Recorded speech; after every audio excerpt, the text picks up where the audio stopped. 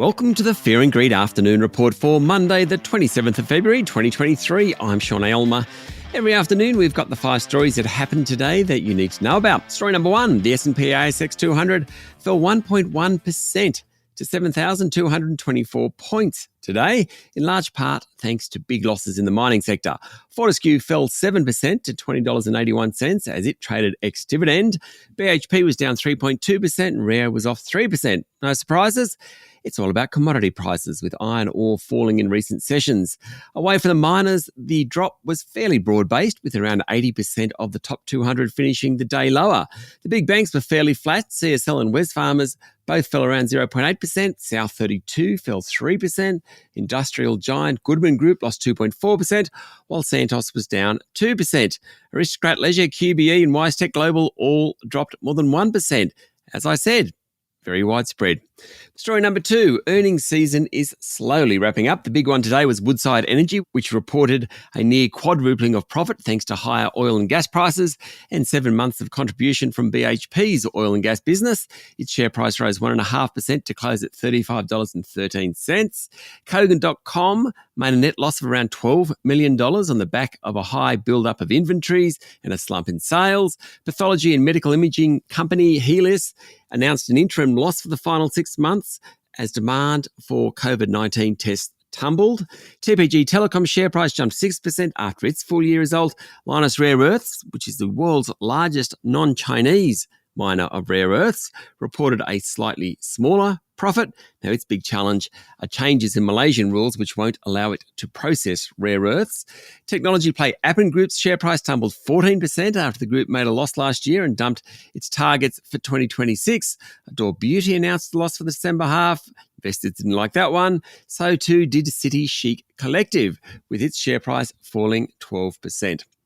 Story number 3, the United Nations has criticised Australia for its treatment of asylum seekers who remain stuck in Nauru and Papua New Guinea. The UN High Commissioner for Refugees has joined human rights groups and grassroots advocates in demanding the immediate evacuation of about 150 people being held offshore. Green Senator Nick McKim has introduced proposed laws that would see 66 people on Nauru and another 92 in PNG transferred to community detention in Australia if they pose no security risk.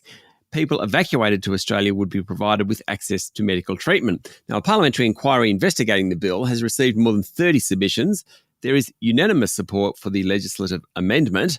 The United Nations was among those to support a more humane and cost-effective approach to achieving immigration enforcement goals.